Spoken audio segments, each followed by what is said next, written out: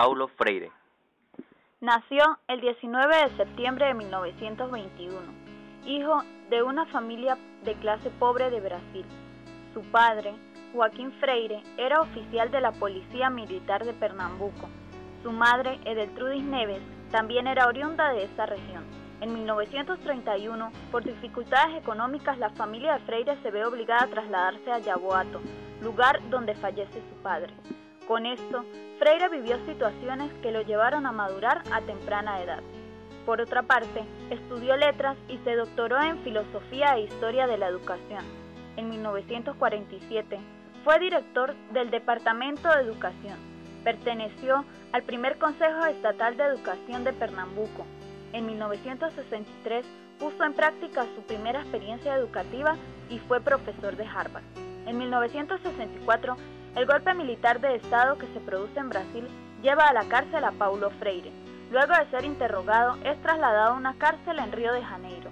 Posteriormente, Freire se convierte en un exiliado de su país, logrando refugiarse en la Embajada de Bolivia. Fue acusado de subversivo internacional y de traidor de Cristo y del pueblo brasileño. Después de 16 años de exilio, volvió a Brasil, impartiendo docencia en la Universidad Estatal de Campinas. En 1986 recibió el Premio Internacional de Paz y Educación de la UNESCO, a través del cual fue investido doctor. Fue el pedagogo de los oprimidos, transmitió la pedagogía de la esperanza. Finalmente, Paulo Freire muere el 2 de mayo de 1997. Aportes pedagógicos. Dentro de los aportes más significativos de Paulo Freire destacan la coherencia como eje teórico práctico, la naturaleza política de la educación y la educación liberadora con base en el diálogo. Asimismo, plantea al sujeto como transformador de la realidad, para que sea visto como protagonista de su propia formación. También plantea el concepto de educador intelectual, que es aquel que investiga, que piensa acertadamente y que adapta los contenidos a la realidad. Seguidamente encontramos su visión sobre el currículo, para reflexionar y accionar hacia una pedagogía que, siendo humanista, enseñe a pensar críticamente a los estudiantes, pues sólo así tendrán autonomía. Por último, Freire plantea la educación como un proceso dialógico y liberador, cuyo objetivo es interactuar con la sociedad.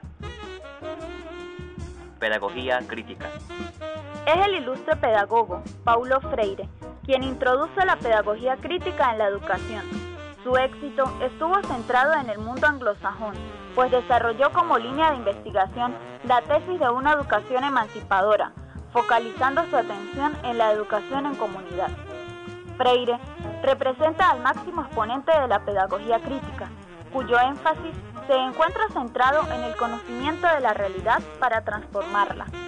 La praxis y la política fundamentan la ejecución de la pedagogía crítica.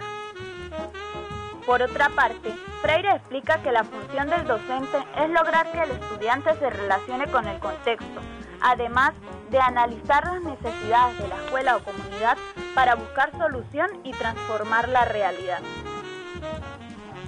Propuesta pedagógica. La alfabetización. Freire define la alfabetización como el momento en que el hombre se reconoce como lo que realmente es y se compromete con su humanización. Freire empezó con este método a finales de los años 60, el cual sostiene que las personas aprenden a ser libres cuando empiezan a conocer su propia lengua, recordando que Freire siempre ayudaba a los más pobres. Este método era dispuesto y practicado para ellos, cuyo énfasis es que el hombre conquiste su palabra, lo que conlleva a expresarse y aprender a decir las palabras sin repetirlas. Críticas a la obra de Paulo Freire. El método de Freire abarca muchos de los aspectos de gente adulta solamente. ¿Y dónde quedan los niños? Una de las críticas más fuertes es si su postura es de educador o de político. En su planteamiento, donde se expone que el ser humano aprende en libertad, muchas veces dicha libertad puede convertirse en libertinaje, y esta situación afectaría el proceso de enseñanza-aprendizaje. Legado literario. Algunas de sus obras más importantes son Pedagogía del compromiso, Pedagogía de la liberación, Pedagogía de la esperanza y Pedagogía de la autonomía, La educación como práctica de la libertad, El grito manso, Transformando la escuela, Pedagogía del oprimido y Cartas a quien pretende enseñar.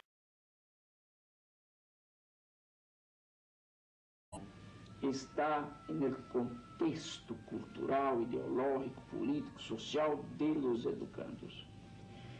Não importa que esteja este contexto echado a perder.